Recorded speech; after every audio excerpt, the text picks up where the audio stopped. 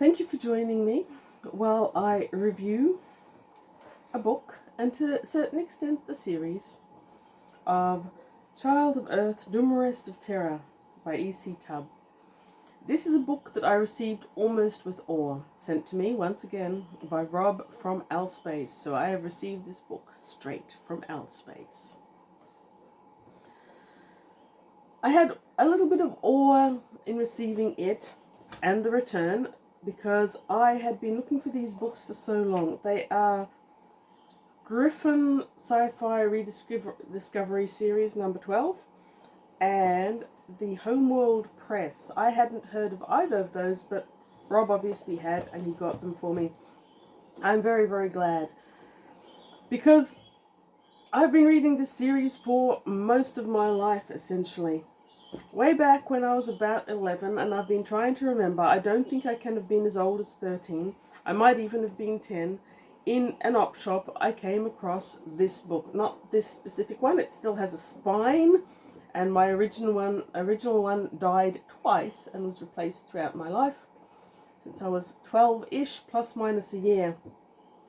The Winds of Gath, really, by E.C. Tubb, really changed my science fiction understanding. It kind of re-imaged everything into this new shape where the world appeared, and for years I did everything in my power to find and read as many of them as I could.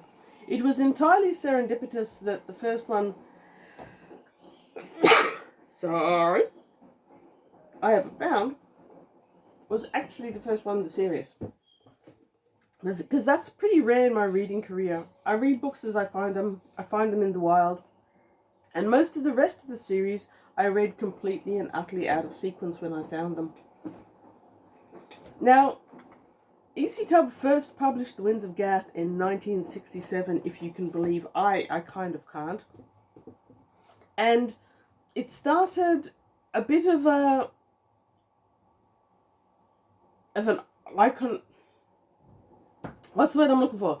It started a bit of a trend of people following this series, and I've read a bit about it online, and the claim is that really with this series did something a little bit different, because at that stage people who were following a science fiction thing religiously, it was more likely to be a TV series like Star Trek, or a TV or movies like Star Wars.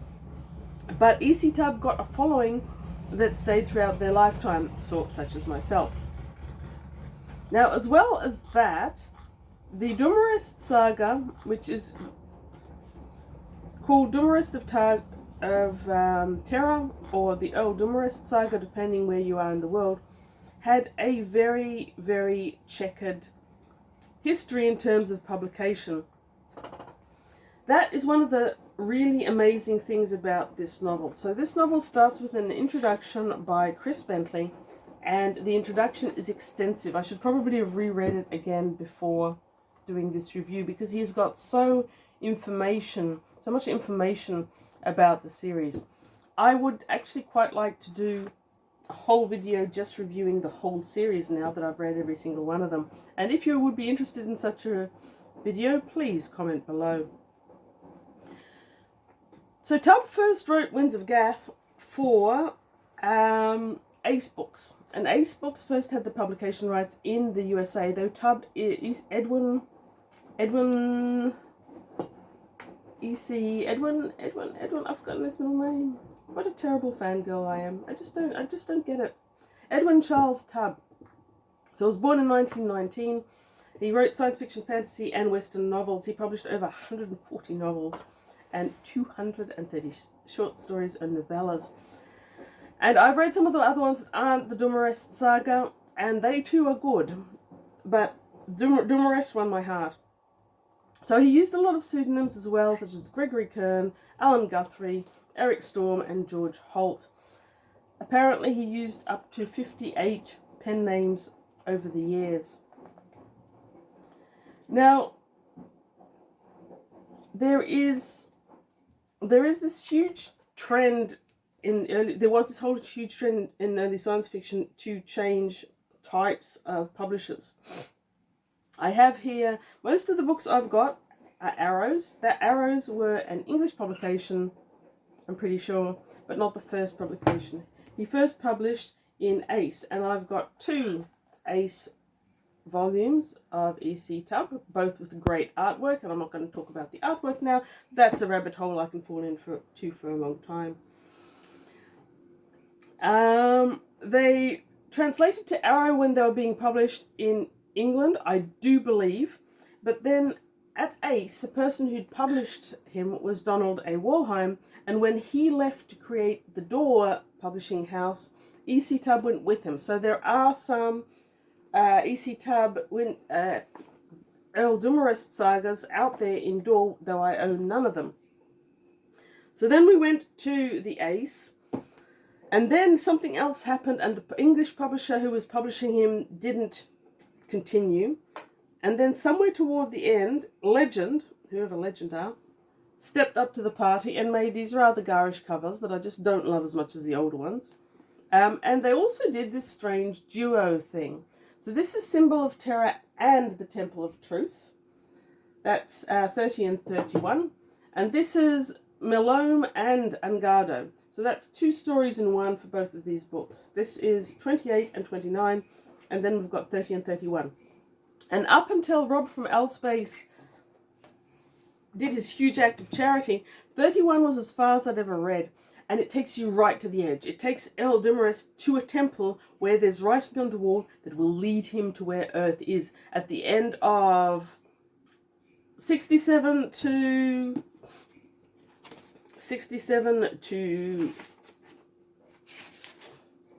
first published in 85. So that's a lot of years that we've all been riding with Earl Dumarest, waiting for him to find his way to Earth. Now he's got the coordinates. And then people stop publishing them. There are crimes in the world that are worse than that. But I'm sure for many of us, that was ultimately terrible. Anyhow, from Griffin Publications, a Griffin special, The Return, which took us to Earth. Dumarest gets a ship. He gets a whole heap of raiders who are willing to take him there. They think it's going to be treasures on Earth. He's pretty sure it isn't, but he doesn't care. It gets him to Earth. The Return was great. I really enjoyed it. I read it just a few months ago, and I've been holding off. I've been waiting to read this one, the way you save the last favourite tidbit on the plate before you eat it. The end of The Return is spectacular, where the ship has crashed into Earth, and the raiders community are there with Dumarest. It has been shot down by a Cyclan ship that is trying to prevent Dumarest from reaching Earth. In Child of Earth, and there are going to be spoiler light to begin with, and I'll warn you when to stop watching if you're about to read this. Child of Earth starts with Dumarest and his companions who are all raiders and bad people, so it doesn't matter what happens to them. They are marooned in this ship which has crashed. It has crashed, some people died, including Dumarest's lover, and many are injured, and Dr. Chagall, I think he's called, is trying to tend to them with inadequate resources and area to do it in. Chagall, that's it. Dumarest is persona non grata.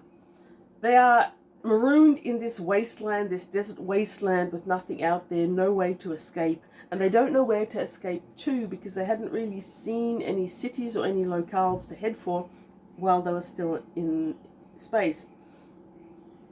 And the remaining raiders are inclined more and more to blame Dumarest, and small acts of violence and antipathy toward him are occurring, and so you've got that tension that something bad is about to happen. And early on, it might be the opening scene, Dumarest goes out to talk to the scouts who'd been guarding throughout the night, and one of them is dead.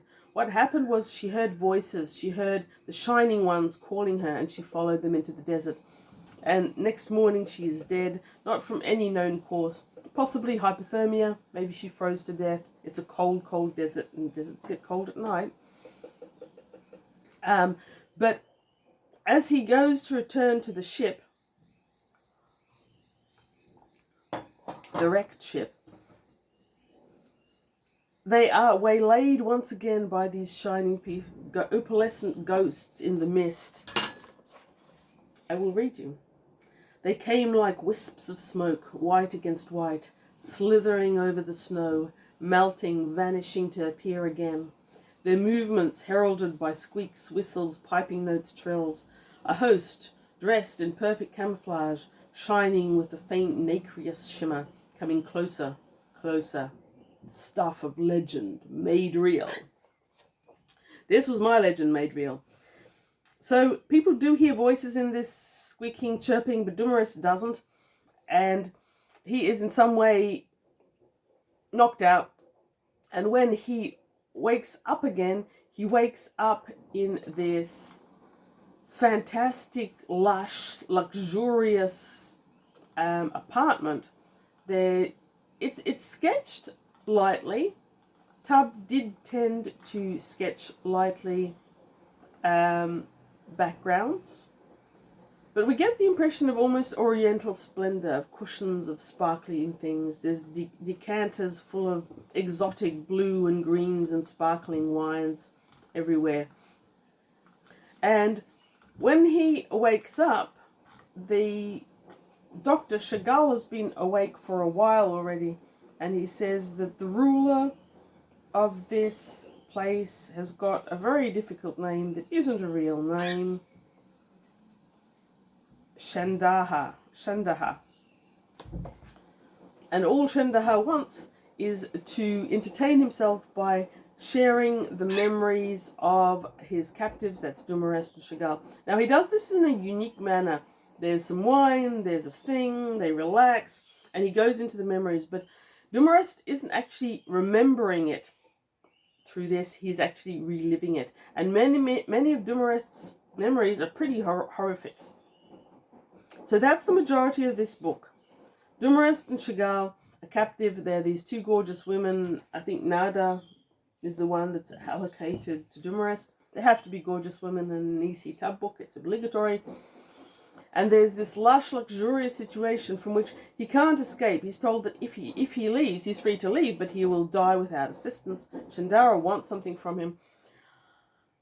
But the joining him in the memories doesn't seem to be exactly what he's after.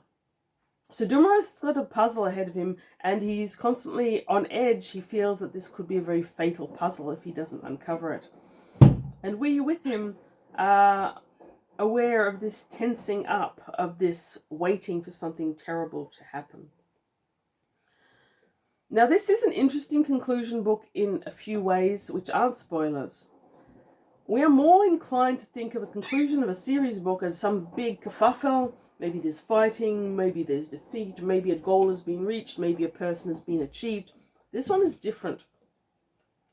In the introduction, Chris Bentley talks about how much of a weird thing, how much of a crime almost, it is that none of the old Dumarest Saga have ever been turned into television series or movies. They are perfect. Perfect for the purpose, either real, animated, whatever. They would be excellent. So much to work with, so easy. You've got one of the most delicious one of the most vicious, delicious, not victorious, antagonists and bad guys in science fiction, the Cyclan. They are everywhere throughout the galaxy. They've been hunting Dumarest for some time, looking for some knowledge that he's got, but they're also hiding Earth. That's why it took 33 books for Dumarest to find the Earth, is because it's been taken out of the almanacs and no one knows how to find it. Hence, the Temple of Truth, where he found the destination carved into the wall of an ancient temple. And here we are on Earth, and something bad is happening. But it doesn't seem to be the Cyclan. The Cyclans share nothing with this Chandala guy that Dumarest knows of, and Chandala doesn't seem to be trying to get the information that the Cyclan want. So what is this captivity? What is it all about? I feel like I agree with other people that what this basically is an attempt to create Dumarest as a character, explain his backstory, make him a real person. in a way that you only see in fragments throughout this. We learn that he's a fighter, we learn that he's a traveller, we find out all the amazing places he's been, all the amazing things he's done, but all the amazing women he's had, one per book at least, but we don't really ever penetrate to the heart of Earl Dumarest. He's always a bit of a cipher himself. He is strong, men want to be him, women want him. He is the every man who can do everything, and does. But we never get to the heart of him. We just get these little tidbits of knowledge of his background, and very little of his childhood.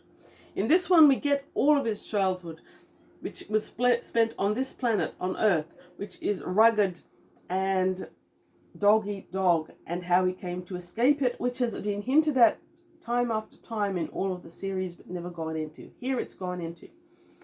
So it seems to me that this book is really a paean, I suppose, to Earl Dumarest himself, in a way that none of the other ones were. The other ones were pure adventure. This is the least adventure-motivated book of them all, though it tells adventures that he's had and that we have previously read about, or adventures that he had and that we've never known. Also, Edwin Charles Tubb was in his mid-80s when he wrote this. It was published in 2008, just a couple of years before he died. And I think all of that leads to a graceful and delightful finishing book for us, for people who have just finished the series to end on. A soliloquy, if you will, to Dumarest and the whole series. But some people don't like it. And I have read some reviews on Goodreads where people are seriously unimpressed that nothing happens. They say nothing happens. They say it doesn't really conclude things. I don't agree. I think it is a perfect ending for this series, which is basically unstoppable adventure from start to finish. And here we have a graceful summing up. I'm not saying they're wrong. That wasn't my feeling. I can understand how they would expect some huge crashing ending to a series that's so epic and has influenced so many of us. So Dumarest's time inside this luxurious apartment are called in the book itself and in other reviews as smoke and mirrors. And now I'm going to step behind the smoke and mirrors and I'm going to start to spoiler it. So if you haven't read it and you're going to read it, stop here.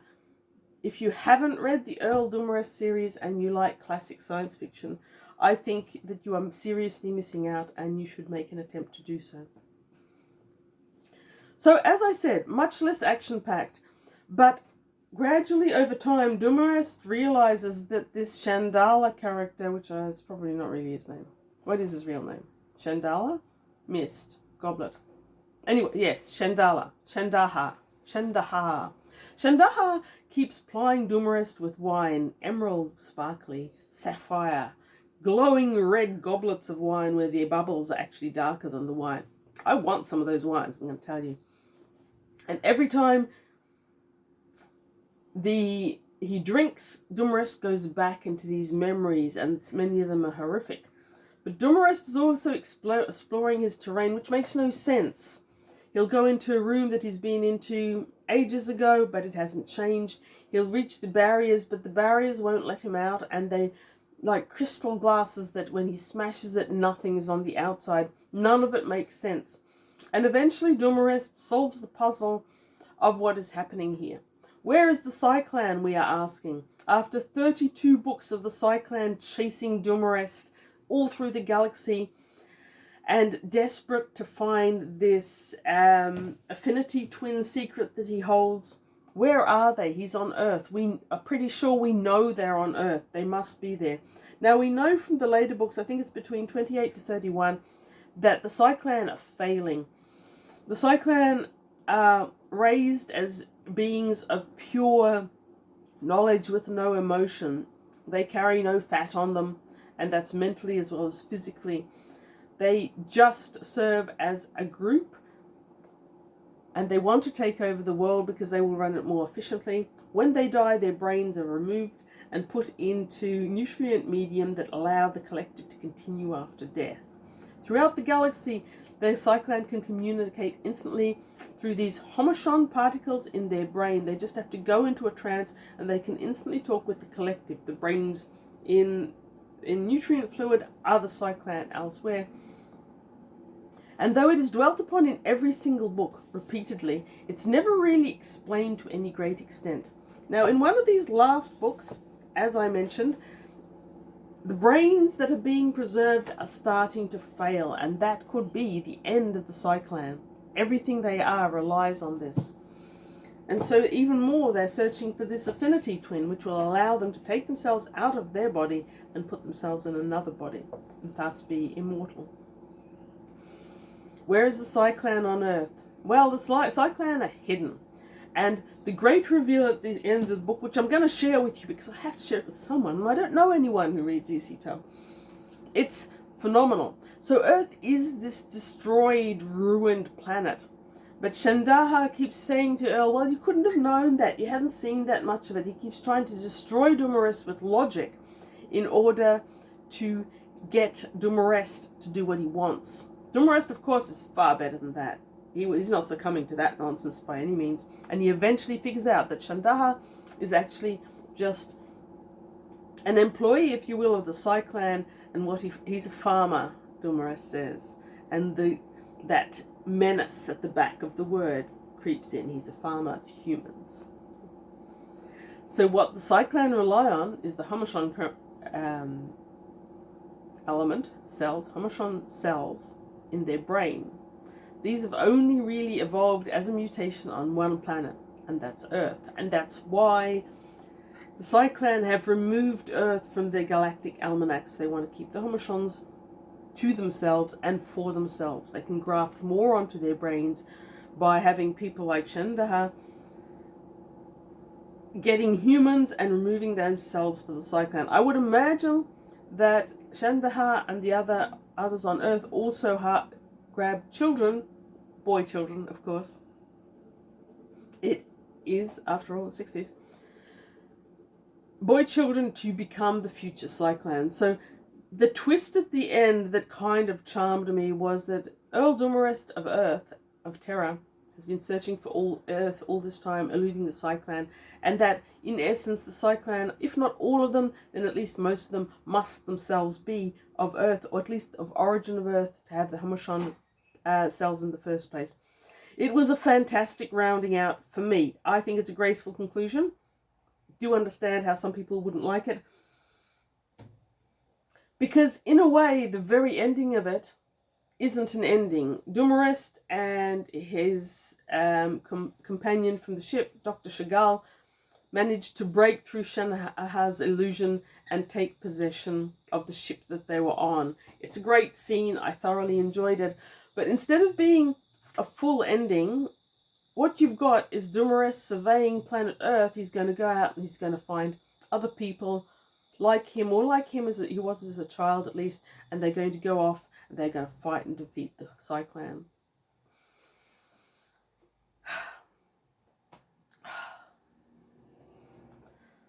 Because it doesn't really have what a modern reader might think of as a final conclusion, I can see why disappointment would come from that. I loved it. I think now, maybe in 2027, I'm just going to sit down, I'm going to read all of the Dumarest Saga, one after another, throughout the year. I've been wanting to do that for a long time, but I've held off until I've had all of them. Thank you, Rob, for giving me this last one, which I may never have found on my own. And even if Edwin Charles Tubb never wrote the end, never wrote of Dumarest's ongoing life and struggles on Earth, we can still write them for ourselves in our heads, right? Part of reading classic science fiction and fantasy, part of loving speculative fiction, is that in your own head you can explore places that no one has ever seen and never will. You can explore situations that you could never create anywhere except on future universes. This is us being given the chance to tell our own story of how this ended. Fantastic series. Possibly my favourite science fiction series of all time. Not mentioning fantasy and science fiction because that's reserved for Lord of the Rings. Thank you for watching. If you are still watching, comment if you have read E.C. Tubb. If you haven't read E.C. Tubb, you should go out and read some and then come back and then comment. Or just comment anyway. Thank you for watching. Read good books.